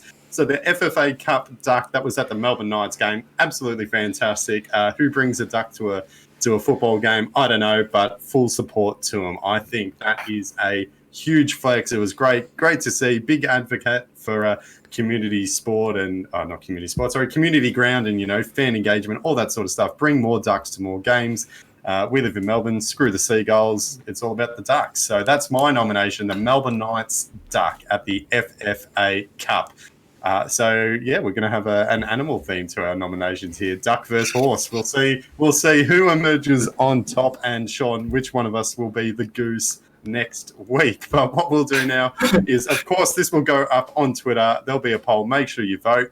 But what we're going to do now is jump back into the top half of our power rankings. Pretty sure that's a MacArthur chant, by the way. Something about a farm and a duck and a whole bunch of other shit like that. Oh yeah, I saw that. Yeah. There you go. More animal themes to that. I didn't even think. Oh, we could Does the throw gremlin count as an animal as well? Yeah. Well, what about Scott McDonald? He's pretty old. Old McDonald had a farm. You know, we could just. Yeah, here we go, boys. New podcast topic, right? Just animal. Animal themed alien references. I'm pretty sure Brand's script is just my Twitter feed from the past week or so because he's just reading out stuff that I've tweeted previously. But that's fine. So always good to meet a fan. I've never. I don't even. Mate, do I even follow you on Twitter? I mean, I don't know. I do. But I will. Full disclosure, if you had tweeted that, I hadn't seen it. I thought it was an original joke. So if it wasn't and you had tweeted out, full credit to you. I'm not a content thief. So if I'd seen that, I wouldn't have done it. And also, to be fair, you tweet out a lot. So this is true. And it's all shit. And also, I don't think I've ever had an independent thought. So whoever I stole it from, apologies to them before they start firing off in the comment section below. Anyway, we have got distracted. I've been a large part of that. So again, as the host, I will rein in myself and refocus us onto the power ranking. So we had some good discussions so far. We ended up with the bottom six where we think they should be. Now we get into the juicy section, the top six. This is where, you know, it might get a little bit tricky. There might be some more enthusiastic discussions on who should go where. Sean, I'll throw it to you first. Who do you think should sit at number 6 on the power rankings? Look, I think MacArthur had the toughest ask because they would have been the hardest team to position during the off-season based on having not played any games last season and being an unknown quantity. I think they got their recruitment very right. I think perhaps the media, particularly Fox Sports media, has gotten carried away with the narrative relating to MacArthur and how good they might be. There are elements of their side I'm not 100% sold on. I think Susna and Jovanovic as a defensive partnership is promising, and they're both of a good age to be in the league for a good few seasons, but they are still untested against the best sides in the division. I thought they were good value for their win against Western Sydney. I'm not 100% sold on Matt Derbyshire. We've spoken about Lachlan Rose being really the breakout, a player coming from nowhere and being one of their better players over the first couple of games. And I think the 2-0 defeat and the nature of it to the Mariners, the way that they were, Mariners got their tactics 100% right. You could say all you want about stats and shots taken and possession and all that sort of stuff, but at the end of the day, the Mariners won 2-0, and that's what we'll look back on when we look at the results throughout the course of the season. So, look, I think MacArthur going to that 6th spot very early in their season. We're not writing them off by any stretch, and they're still in the top half, but I would say of the teams we have remaining to rank, I think they would be the bottom of that pile. I think I'd agree with that. One solid performance, one good performance, backed up with one bad performance, and of course, this being their first season, we haven't got form from last year or anything to really go off. So I think that's probably a good spot. Michael, what do you think? Yeah, one excellent result and one not so excellent result, and I think that generally would put the team just on that alone, somewhere in the middle. So yeah, I think 6th is fair enough for them. Will, are you on board with that as well? Yeah, everything's been said. I completely agree. Happy to put them at 6th. Fantastic. Yeah, go for it, Sean. The other thing we have to mention before we get away from MacArthur is they need to move that bullpen. It cannot be in that corner on the sideline. It's got to be behind a goal. Anyway, any MacArthur fans, all four of you listening, by all means, please move the bullpen. Definitely. Yeah, I don't know what the decision-making process was with that, but it is so strange watching an active support in that corner that's not an away support. It's so strange. Yeah. Anyway, but that's a whole other thing. It's similar to the Newcastle Jets as well. I think they were in a corner as well for their active support. Yeah. I did mention last week I have infiltrated the MacArthur FC bullpen Facebook group. They are not happy at all about the bullpen being moved. The general consensus seems to be apparently it's because they sold so many general admin tickets or membership, that they needed to make a larger space behind the goals. That, again, I don't know how true that is, but I've seen that mentioned a few times on the Facebook group. Please don't kick me out. Taking a look at the number 5 slot, Will, who do you think should be number 5 on the power rankings? I think this is now where we really start to really have to differentiate teams. I think this can be difficult from here on. Look, I think, there is a world where maybe you put Brisbane here, but I think, that 3-1 against Victory was a resounding statement. So I don't know whether you put them 5th or maybe you put them higher. Do a team is this where we start talking about putting in the Mariners maybe because of what they did, or was Adelaide's 0-0 draw against Western United, do we still count that against them? I think there's definitely a bunch of teams in the mix here. City's 2-0 loss to Adelaide. It's just, for me, this is a really, really difficult decision to make, simply because a lot of teams have won and then lost, or they've only played one game, so it's hard to really know. So I think, given everything that I've seen so far, I'm probably going to go. I might go with City at 5th here. I think even though they did get a good 2-0 win against City, that 0-0 against Western United, I'm still not entirely convinced. I know just they match up well against City at Coopers. It's just a historic thing, and for that reason, I might go with them at 5th. So Melbourne City at 5th. Michael, what do you think? Sorry, no. Did I say City? I meant to say Adelaide. Adelaide, you mean? Yeah, Adelaide. Yeah, Adelaide. Okay. Michael, what do you think? Yeah, look, I think that's fair enough. You look at last season and Adelaide, just missed out on finals and certainly so far they look a little better. So pushing them up a few spots in what would be our power rankings makes sense. Not having them too up high the list because again they squandered some chances in that opening game. We're going to talk about some teams that have really taken their chances far better. But there is a lot of promise with Adelaide. So certainly I think, I'm in agreement with that position. Sean, what do you think? Get that coin out, mate. Get it ready and ready to Here we go. This is future spoilers. I've been most impressed with Adelaide and the way that they've played. I think it took them 45 minutes to get going against Western United, and that showed. I think it took Carl Vart absolutely ripping into Noah Smith just to remind everyone that Dad's home and that we've all got to start paying attention when we're out there on the park. But and then they really, I thought, did very, very well. Noah Smith was arguably Adelaide's best player yesterday against City as well. So, look, I think Adelaide are playing the best football at the moment and have started the season the strongest of all the sides. Some of that probably goes into the fact they haven't had like a long, consistent lockdown period in South Australia where they have been able to train all throughout that period. So they are starting running. I would be putting Brisbane in fifth. The reason I say that is that for as good as they were in patches against Melbourne City, they were never dominant. They had one really great Dylan Winslow-Hall's chance, but otherwise they had a lot of the ball without really much of an idea what to do with it. And I think it was the same thing against Melbourne Victory. If they get out early in transition, very, very good. And Dylan Winslow-Hall's is going to cause a lot of problems to a lot of defences. If they don't get out early, I still don't think they have a plan to like break down teams. I could see Brisbane in a week or two losing to Central Coast because they don't know how to break down that 2 blocks of 4. So I would be putting Brisbane there based on their 1 defeat, 1 win. While yes, their 1 win was very impressive and very good, I don't think they were starting that high in this power ranking before the season had started. So I'd be having Brisbane in that 5th spot. Sorry, Brent, go for it. I'm going to totally agree with you there as well. I think you can make an argument for Adelaide, but I think if we look at the power rankings that we've got established already, Brisbane, they lost to Melbourne City, who are yet to be ranked, who we think are above them. But then, their 3-1 win came against, the Victory, who we have sitting at 11th. So when you're comparing them to Adelaide beat an yet to be ranked Melbourne City, and then drew against Western United, who we have in equals 7th. So I'm leaning towards Brisbane as well. I don't think they've looked entirely convincing. They have won a game. I think they've looked probably, maybe as good as MacArthur. So I agree that I think Brisbane should be 5th. Will and Michael, are you all right with that? Sorry, Will, I'll take first. Yeah, I'm personally okay with it. I think at this point, it's like I said, it's very difficult. There are a bunch of teams, and look, it seems if we're going to put Brisbane at 5th, it looks like the Mariners are going to be in the top 4, which I think is very, very interesting. But yeah, I'm okay with that. I understand it, and yeah, I think you look at what Adelaide are doing. I think that win against City was definitely, even though they do match up well, it was definitely a statement. And Michael, are you happy with Brisbane in 5th?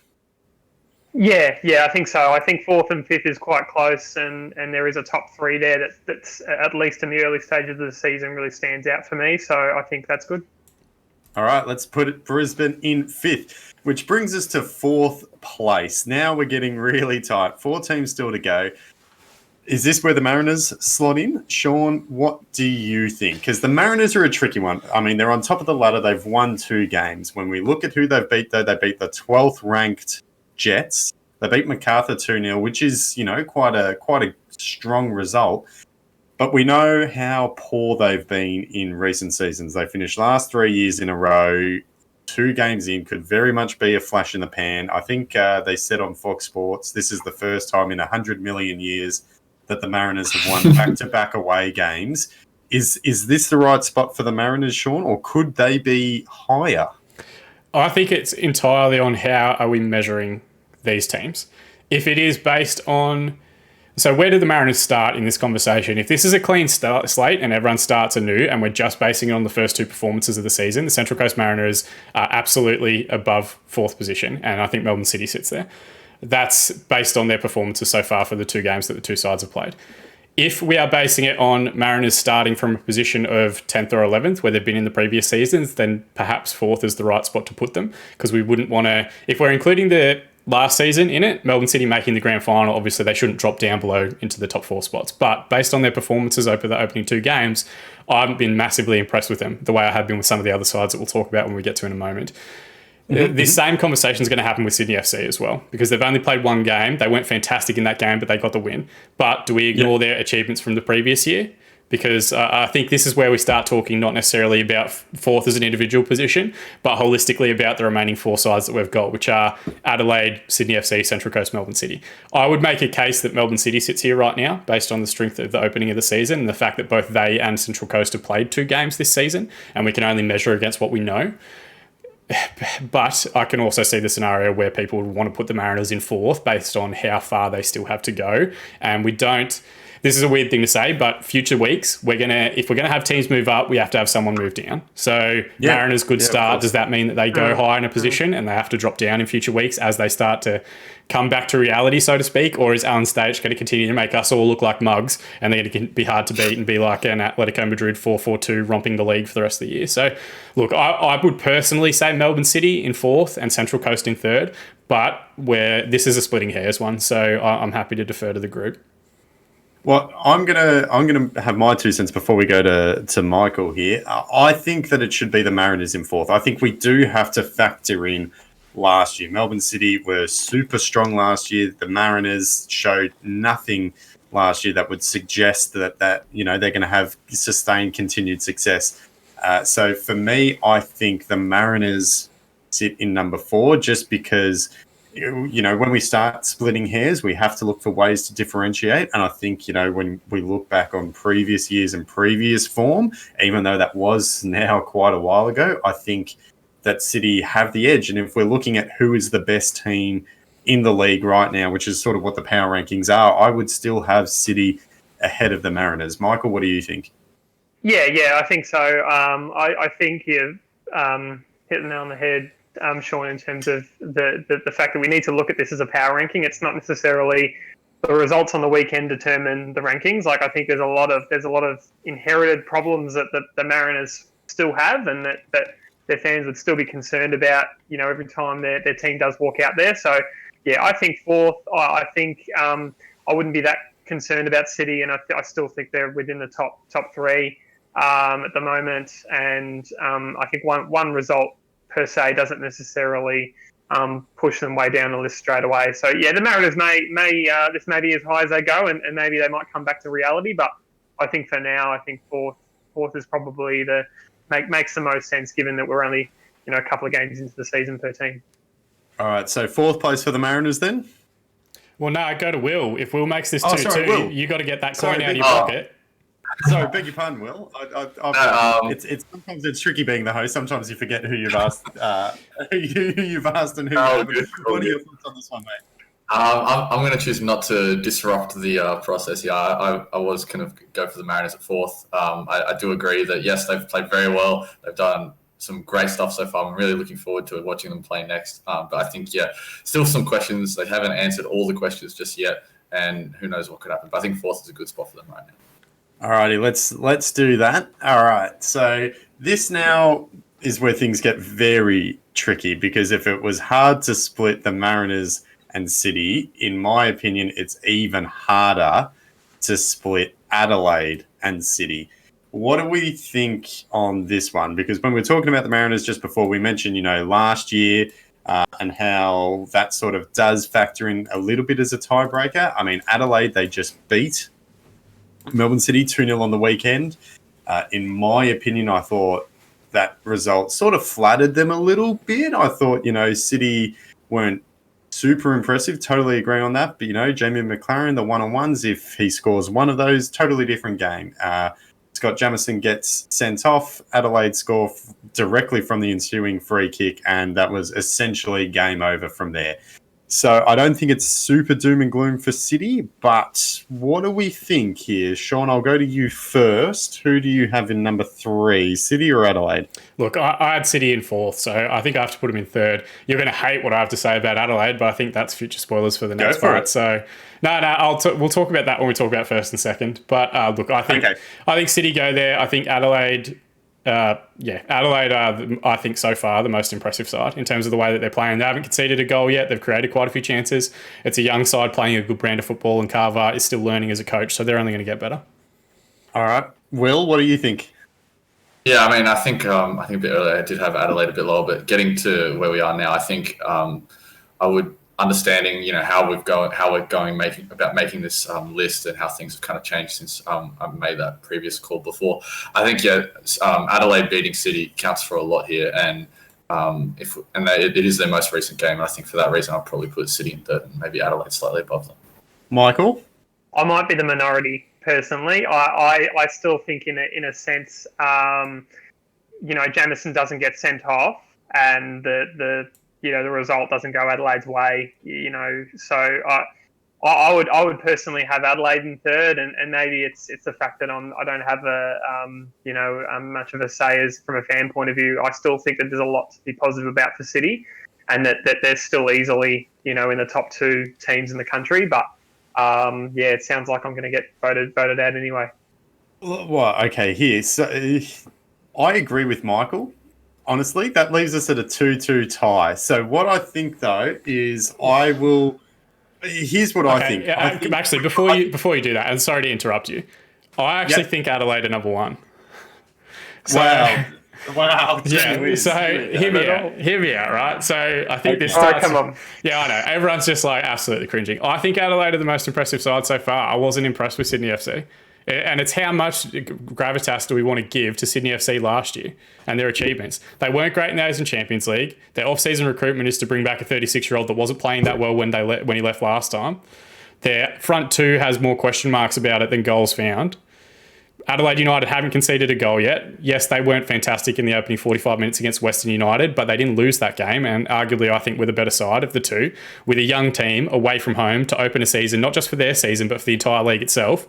I thought we can't punish them for... Melbourne City's both red cards were harsh, I think, for Adrian Luna's against Brisbane Roar, and Scott Jameson's against Adelaide United. I've seen, again, I've mentioned it already, but people on Twitter and Facebook saying that he should be stripped of the captaincy, which is idiotic, but they were dumb. We can't hold Adelaide account to that. Like, they forced him to make those decisions, and I think, I think Adelaide have been the most impressive side from a purely footballing perspective. Have their results been fantastic? No. If there was results-based, Central Coast would be top because they've won both their matches. If we're taking Sydney FC's season last year into a large account, then they probably sit first and Adelaide sit second for me. But as far as the season so far and what we've talked about through all these other sides, I think Adelaide United has a case to be made for top. I'm happy to be voted down on this. This is absolutely fine. And like I've said all the way through it, we're splitting hairs, we're arguing minutiae. It's not like this is a good discussion to have. This is great that we've got many sides that are playing good football. But I would have Melbourne City and then Sydney FC and then Adelaide United based on the two games that we've seen so far, one game for Sydney FC. Okay, I'm going to jump in here. I'm going to say I think City should be number 3. So I think we can put City there. Well, hold on. Let's do votes. All right, so City into third position. Hands up for everybody. So it's... okay, so 3. We've got 3 to 1. All right, so 3. So that was Branson, myself, and Will voting for Melbourne City to go into 3. Okay. Michael was the holdout. That's for our Spotify listeners. Don't destroy us in the comments. Yep. Okay, and here's what I want to say about Melbourne City. I agree with Michael that I think Melbourne City are the second best team in Australia right now. However, I think what we can see is the rankings are going to depend on future games. Of course they are. So if Melbourne City come out next week, not next week because they don't play next week, the week after that when they play Western United, if they come out against Western United and if they win 3-0, 3-1, a strong performance, even if Adelaide were to win, I think Melbourne City would jump ahead of them because it goes, okay, it sort of shows that this was a one-off red card. Melbourne City have looked impressive for the first time this season. So I think if something like that happens in the future, and we don't know if it will, that might see Melbourne City jump up ahead of them. So I think where Melbourne City go in the rankings will depend entirely on them. So I think for them in third place at the moment, I think that is justified. Sean, I'm going to be honest, mate. I cannot agree with you on Adelaide being number 1. I think past seasons have to factor in. I think just the way that, Sydney have dominated, not just last season, but the season before that as well. I think they are the best team. They didn't look entirely convincing against Wellington in their first game, but, the argument could be neither did Adelaide against Western United. They look solid, but if you look at comparing their first games here, Sydney got 3 points, Adelaide United didn't. Sydney FC haven't played. Sydney United. It's on my mind, and the Melbourne Knights with the FFA Cup duck. It's anyway. Sorry. So for me, I think Sydney FC are number 1. They haven't had an opportunity to play a second game yet. I think they are firmly atop our power rankings. Michael, what do you think? Yeah, look, I think in Sydney's defence, I mean, Sydney got the job done against Wellington. It wasn't pretty. It wasn't their best performance, but you've got to win games of football, and Adelaide failed to do that against Western United when really, there's an argument to be made that they probably should have in that second half. So, good teams finish off games, and I still think there's more than enough momentum that Sydney are far and away number one. I can understand the optimism towards Adelaide, and we'll have to wait and see how the next sort of few games go, because I think there'll be a lot of attention on them as one of the form sides. But I think there's probably a majority that the status quo is still there in the early parts of the season. It may well change, and I hope it not necessarily. I don't like when teams go badly or anything like that, but it could be good to see a change up in the A-League. And if Adelaide do go on and have a really successful season, and teams like Sydney and City do actually drop down a bit, could make for a very interesting final series. And definitely, and just quickly, we could see a couple of teams really plummet in the power rankings in future weeks. If the Mariners, have a couple of poor performances again, they could really drop down. Adelaide United, they've looked really impressive, but maybe that is a flash in the pan. If they have a couple of performances, they could plummet down. But of course, we're not operating on hypotheticals here. Will, what are your thoughts? Who's number one, Sydney or Adelaide? As a Wanderers fan, I'm going to have to reluctantly go with Sydney here. I still think they did well. Yes, they did score 2 absolute belters against Wellington, but they still showed enough to everyone that they're still, one of the best, if not the best teams in the competition. And, just on that, if they do happen to lose to Western Sydney next week, I sincerely hope they do tumble down these power rankings. But I think for now, they do hold that top spot. All right, Sean, I think you are outvoted on this one. I think we are going to have, in our initial A-League power rankings, Sydney FC will occupy the top spot. Adelaide United, the Reds, coming in at number 2. So if we take a look at that now for our Spotify listeners as well, just to recap, going from the top, number 1, we have Sydney FC. Number 2, Adelaide United. Melbourne City coming in 3rd. The mighty Central Coast Mariners occupying the 4th spot. In 5th, we have the Brisbane Roar. In 6th, Macarthur FC. Sitting on equal 7th, just outside the top 6, we have Wellington and Western United. In 9th, bit of a hard luck 9th, Perth Glory. We're still, obviously haven't seen them in play yet, so it's a tough one to spot them, but we've got them in 9th at the moment. In 10th, we have Western Sydney Wanderers, and 11th, the Melbourne Victory, and then bringing up the rear, propping up the ladder, in 12th, we have the Newcastle Jets. Sean, what are your thoughts on the list as a whole there? Do you reckon we've done all right? Yeah, I think we've done as good as we possibly could have. It's tough when some teams have played 2 games, some teams have played 1. It's tough when we look back on the history of certain clubs like Sydney FC. We can't ignore their history, and we can't ignore the fact they're coming off a premiership championship double and have kept largely the same squad. Lafondra has now been replaced by Bobo, so we'll see how that goes. I think Central Coast start has been great, but not necessarily, I think, reflective of their ladder position at the moment, given that we are so early on in the season. So, yeah, by all means, people can savage us in the comment section below or over on Twitter. Our handles are in the description. But I think we've done as good a job as anyone possibly could. Michael, what are your thoughts on the power rankings as a whole? And does anyone jump out when you look at that list that we haven't already covered necessarily? Yeah, look, I think Perth are the unlucky ones, and wait and see how they go. Really, their position should be question mark, but we don't really have question mark on the list, so it'll be very interesting to see, when they play their first game in the coming weeks. But yeah, I think we've been able to agree after some rigorous debate. So I think it will adjust as the season goes on. Yeah, and Will, what are your thoughts on the list that we've put together? Yeah, I think it's like Sean said, as good as it can be. Obviously, it's a bit difficult to do with the new A-League scheduling. Certain teams aren't playing, and I think it's going to be even more difficult once the full effects of like the New South Wales hub come into play, where we only see New South Wales teams playing each other, and we don't see a team like Sydney FC who's up there against a team like Melbourne City or things like that, which would be really awesome to see. But I think, it's as good as it can be. I'm looking forward to seeing it, change throughout the season. That is fascinating, though. Before we go past that point, we've got 2 and 2 in the top 4 for the 2 hubs, and we've got 3 and 3 in the top 6, which is I didn't realise until we actually started doing it. Mm-hmm. As in like 3 in the New South Wales hub, you mean? Yeah, and 3 in the interstate hub or whatever we're calling it. So yeah, interesting that the way that that's kind of planned out and mapped out. Yeah, interesting. And it will be, of course, fascinating to see how this unfolds. This is by no means a lock. We are going to revisit the power rankings weekly throughout the course of the season. We might not touch on them in the podcast. We might not break them down all the way from 1 to 12 like we have today. As we said at the start of the show as well, this has been a very A-League heavy episode. We will do our W League power rankings next week as well in the next episode of the podcast. But this list will, of course, change. There'll be teams who go up, teams who go down. As we said before, the Mariners are another classic Mariners loss away from plummeting. You know, MacArthur, a good performance from them could see them jump up. Perth, who knows what they'll do. So we are going to play or see how this plays out over the course of the season. But, gentlemen, that does bring us to the end of episode 11 of the Reserve Team podcast. Thank you very much for being a part of it, in particularly Michael and Will. Thanks for jumping on for the first time.